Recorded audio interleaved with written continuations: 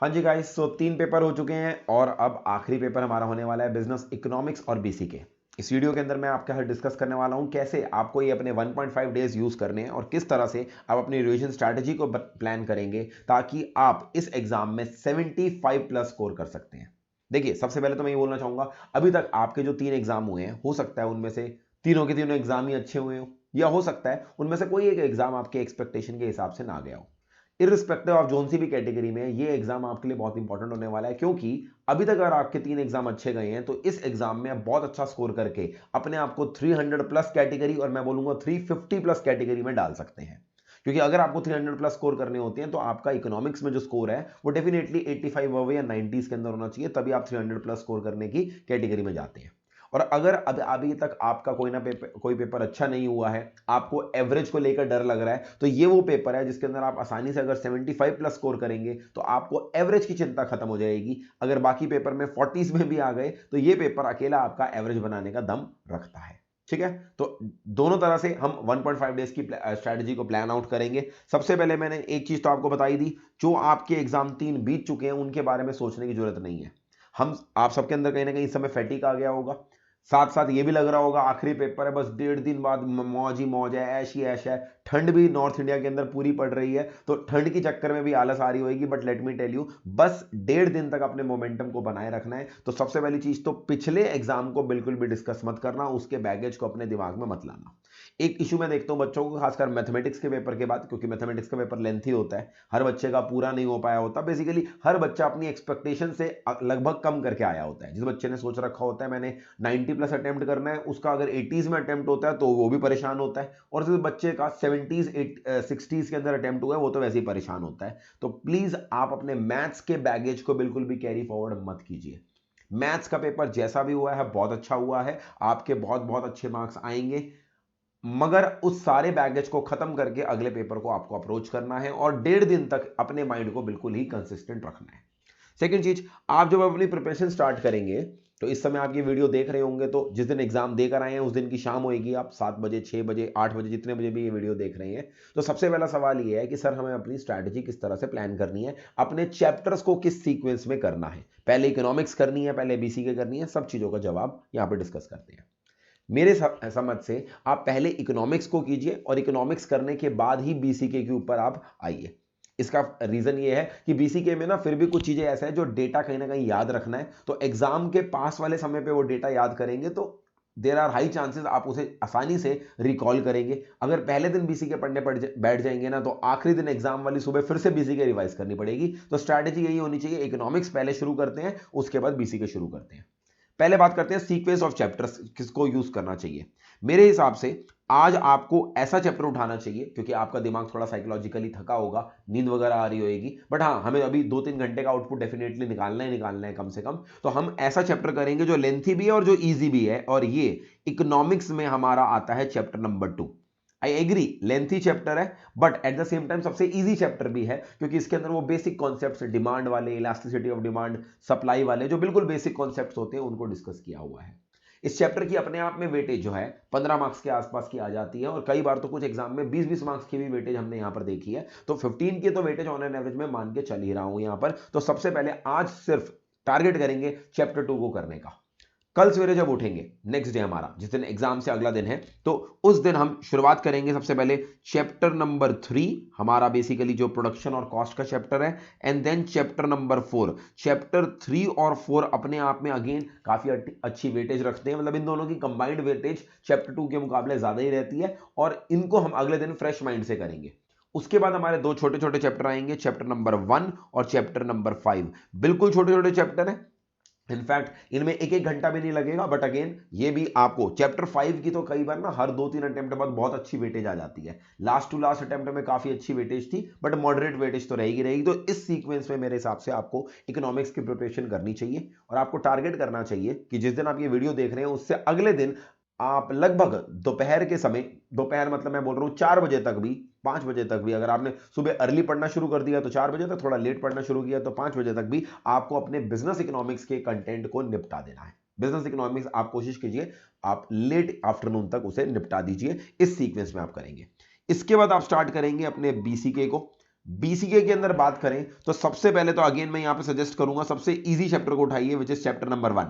Chapter number 1 आप सबको पता है सबसे इजी चैप्टर है, जहां पर बिजनेस, प्रोफेशन, इन सारी चीजों की बातें कर रखी हैं, सोल प्रोप्राइटरशिप वगैरह। तो बेसिकली आपको करने में बहुत आसानी होगी, स्पेशली जब आपने लॉ का पेपर दे ही दिया है आपने, तो वो प्रोप्राइटरशिप, एलएलपी वगैरह के फीचर्स पढ़ना है, वो तो सब आपको बच्चों का खेल लगेगा। तो बहुत जल्दी आपका चैप्टर नंबर 1 हो जाएगा। चैप्टर छोटा है, ईजी है, बट एग्जाम में वेटेज रहेगी इसकी। इसके बाद मैं आपको सजेस्ट करूंगा दो छोटे छोटे और चैप्टर निपटा दीजिए। चैप्टर नंबर 3, सॉरी सी नहीं, 3 नहीं, चैप्टर नंबर 4 और चैप्टर नंबर 5। दोनों जो हमारे ये चैप्टर हैं 4 और 5, अगेन एक पब्लिक पॉलिसी वाला और एक हमारा गवर्नमेंट फैसिलिटेशन ऑर्गेनाइजेशंस वाला, दोनों छोटे छोटे चैप्टर हैं। तो मैंने पहले जानबूझ के बीसीके में आपको तीनों छोटे चैप्टर करने को बोले हैं, क्योंकि वेटेज अच्छी खासी होती है बट लेंथ में छोटे हैं। उसके बाद आइए चैप्टर नंबर 2 पे। इजी चैप्टर है बट थोड़ा थ्योरेटिकल इन नेचर है, बिजनेस एनवायरनमेंट वाला, तो वो आप कर सकते हैं। और इसके बाद जिस दिन आप पढ़ रहे हैं उसी दिन रात तक की मैं बात कर रहा हूं, ये वाले अगर चैप्टर्स आप करेंगे ना, एज्यूमिंग आपने 4 बजे बीसी की शुरू करी, तो लगभग लगभग 7:30-8 बजे तक आपका ये चैप्टर खत्म हो जाएंगे। ठीक है, इससे ज्यादा ये समय लेंगे नहीं। फिर आपको रात का समय किसको देना है? चैप्टर नंबर 6 को, बेसिकली टर्मिनोलॉजीज वाले चैप्टर को।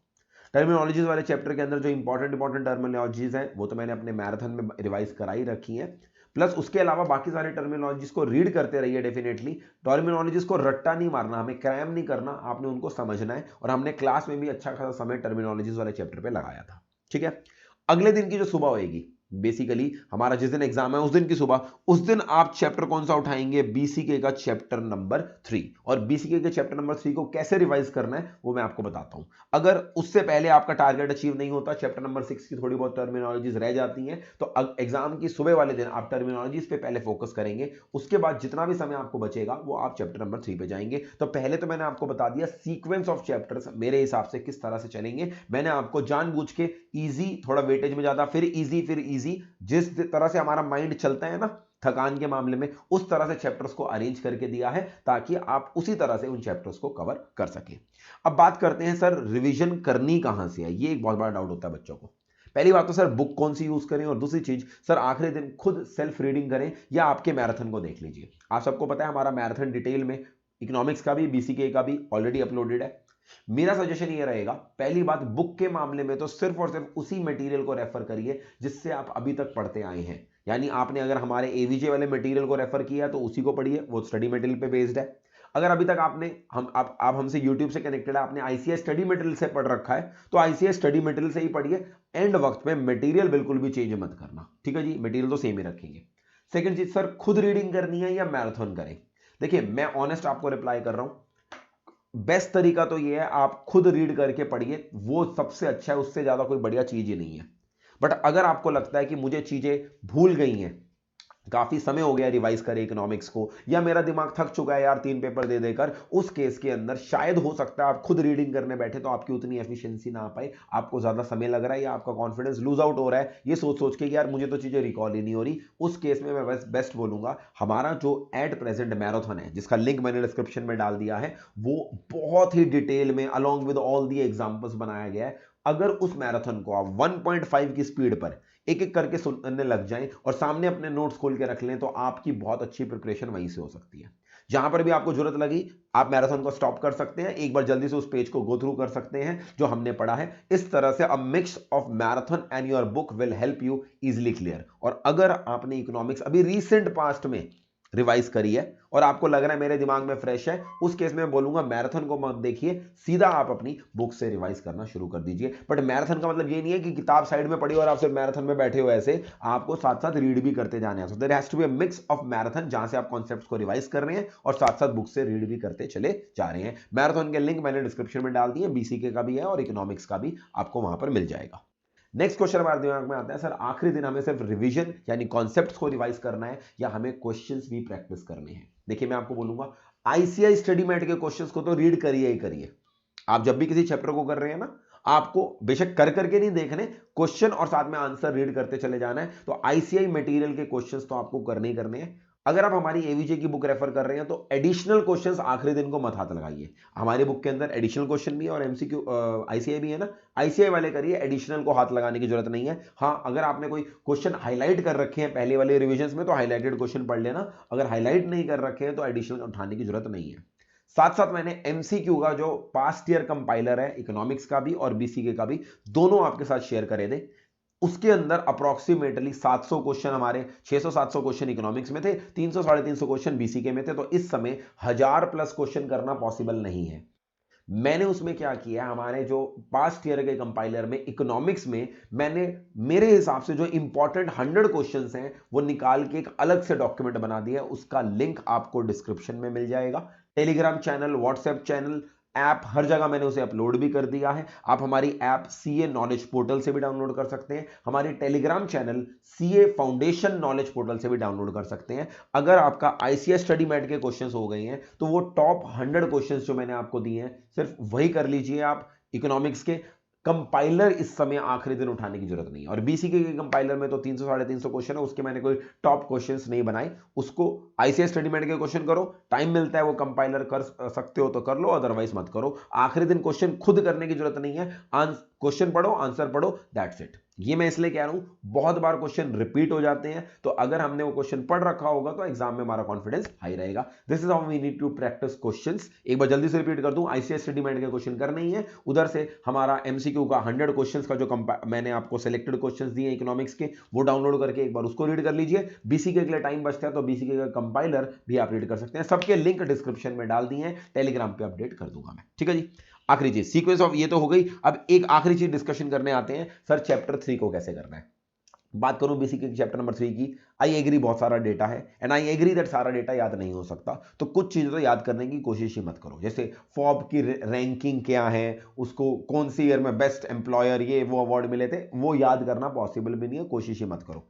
आपको जिस दिन एग्जाम है उस दिन सुबह जितना भी आपका समय बचता है उसमें 1 घंटा 2 घंटा 3 घंटा जितना भी सुबह का समय है, आपको खुले दिमाग से उस चैप्टर को रीड करना है। और मैं हमेशा की तरह बोलता हूं, अपनी पास क्लासेस में भी बोल रखा है मैंने, कि आपने वहां पर ईयर्स वगैरह याद करने से अच्छा ये याद करो वो कंपनी इंडियन कंपनी है या ग्लोबल कंपनी है, वो सेटअप कहां पर हुई थी, उसके हेडक्वार्टर्स कहां पर हैं, सेटअप किसने किए थे, और अगर उनके चेयरमैन वगैरह कोई फेमस लोग हैं तो वो याद कर लो। पहले तो ये वाला डेटा कर लो। साथ साथ जो मेरी बुक में आखिरी वाला कॉलम है ना, जहां पर उस कंपनी के बारे में बता रखा है कि वो बिजनेस क्या करती है, उसके प्रोडक्ट्स कौन से हैं, उसकी सब्सिडरी कौन सी हैं, या फिर उसने कोई बहुत बड़ी अचीवमेंट करी है, रैंकिंग की बात नहीं कर रहा, उसके पास कोई फेमस सॉफ्टवेयर है, ये सब जो डेटा है ना, इसके ऊपर ये आसानी से चीजें दिमाग में सेट हो जाती हैं और इसके ऊपर हमारा क्वेश्चन आसानी से हो जाता है।